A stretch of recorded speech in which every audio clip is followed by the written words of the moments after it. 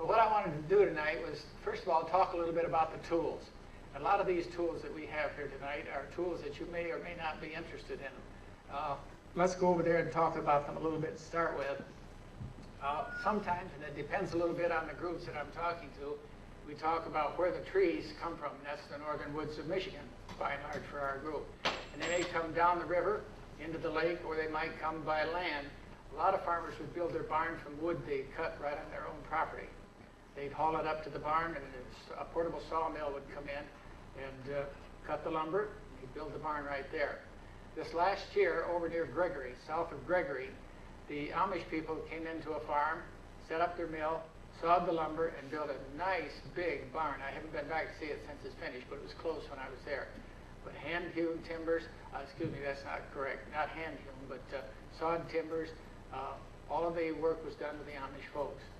And it was a real nice barn. If you ever get over that way, I recommend that you go take a look at it. It's south and a little bit to the west of Gregory. I can't give you the street name, but it's over in that area. Most people over there will know where it is. Now, they start out, and if you've got a tree, and you're the old-fashioned kind, you might, there's a gentleman here, there's a couple of people here are familiar with this a little bit. We talk about a chalk line. They'd line out a chalk line on the timber, and then you get up a straddle of it, take this broad axe, go right down the side, and shave the side. And some of them are such that you can change the handle so that you can go the same direction, change your handle around, and you can go the other way with it. There are various broad axes, as these are known. I've got a couple different ones, but this is a fairly simple one, and it's beveled on one side. But you swing this all day, and you know you've been doing some work. And by the way, after we're through here, if you want to come up and handle the tools, please be free to do so. But be warned, you can shave with some of them. They're sharp. And I don't want to, what is it, a bit of, I'm free of any blame because I warned you, whatever. Okay. Another item that is used, and this is, to me, it would be even worse. Fortunately, I've never been bit by one of these, but this one is good on shins. You stand on top of the log and work between your legs, hopefully, and just smooth the log right down the log. And we'll see some timbers tonight that have been trimmed that way.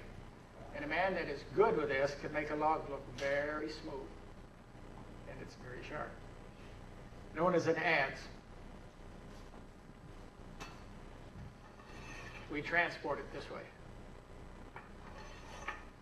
Again, there's a wide variety of tools. I did not bring a couple. I plumb forgot them. A big mallet. Does anybody know what they refer to that large mallet about a big around? Handle on it about like that? There's a term that they use. Another one. A beetle. It's referred to by log men and timbermen as a beetle. They get up on these timbers, and if one of the joints doesn't fit quite right, they'll stand up there on that timber and persuade it to fit. And that carries a little bit of weight. But I have a couple of those. That one is one that I made myself as a replica because I wasn't able to find a real good condition one that was old. But even before we got into that a little bit, we should probably talk about this. Some of you probably can identify this. Woody? You told me what it was. Anyone else? It's a timberman's brand. It's a brand for wood. A log marker. Yeah. It's a log marker. Yep. You hit the end of the log, and it'll leave a brand there if you hit it. Now, in the West, they had cattle rustlers. In some places where there's timber, they had timber thieves. After your log was marked, they'd come in, cut the end of it off, and remark it. They did it. Some of them got away with it, some of them didn't. But and I'm very fortunate. I have a couple of these, but I have one that I picked up many years ago that happens to have 4 letters, a name on the end of it. And it happens to be my name, so I just hung on to it. It says John on it. The 4 letters John. I don't go by that. I don't go by John all the time, but that's one that I have at home. Broad axe, adze, so forth. Of course, you're familiar with the draw shaves, draw knives. This particular one is folding, and it's a very useful tool when you're shaving pegs. And by the way, we get into pegs. I've got a couple of these here. It's very hard to retrieve a used peg because they usually fit very, very tight. And if you get it out in one piece, you're doing pretty well. We can pass these around, but we'll talk about these a little bit. They start out usually with just a little shaft, not necessarily a round piece.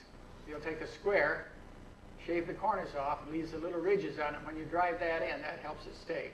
It makes it a little more secure. Other than that, these tools up here, where? Don't tell me I didn't bring one. Oh, here it is, right here. Something that you probably would be familiar with, a corner chisel. And the other tool that I have here is the old man's drill press. And one of the fellows up here said this is an old-fashioned drill press. I think it was this gentleman here in the stripes. Is that what you really want to call it? Worse. Pardon? No, I was Yeah, I know, but how many of you know what this is referred to, technically speaking? John does back there. Yeah, but I forgot, but I know what it's for. Yeah, it's a barn beam drill. They use it for drilling holes for the pegs and for drilling mortises for your timbers. Now, we've got an old log up here, a timber, and we got some drills. And if you want to try it later on, you're welcome to do so.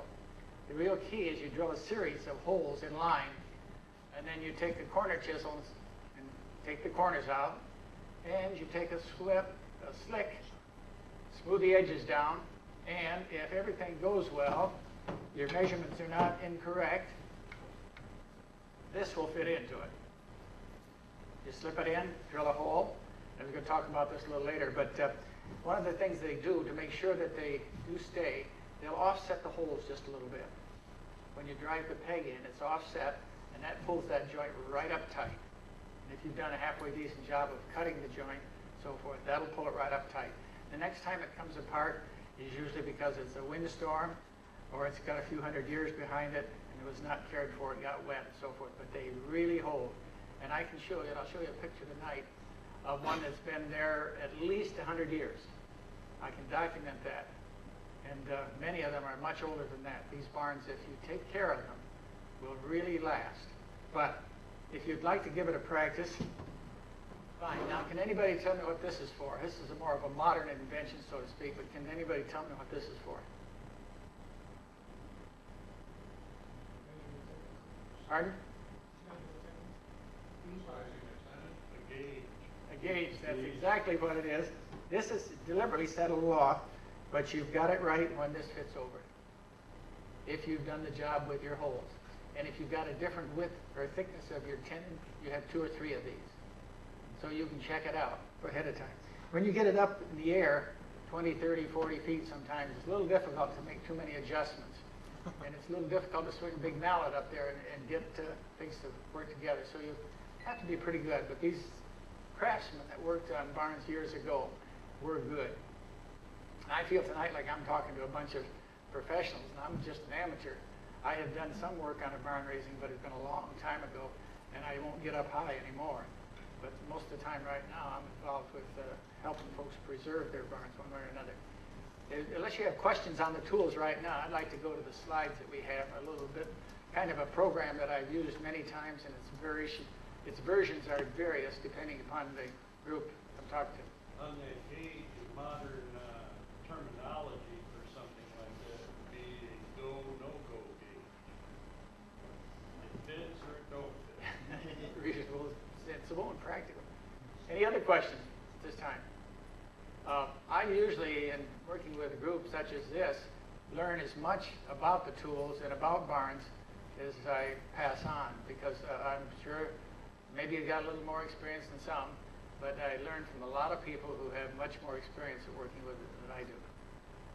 It's getting to the point where there's not too many people that are a lot older that have worked on barns, but I still learn a lot about it. I have some friends who are younger but are very well experienced at it.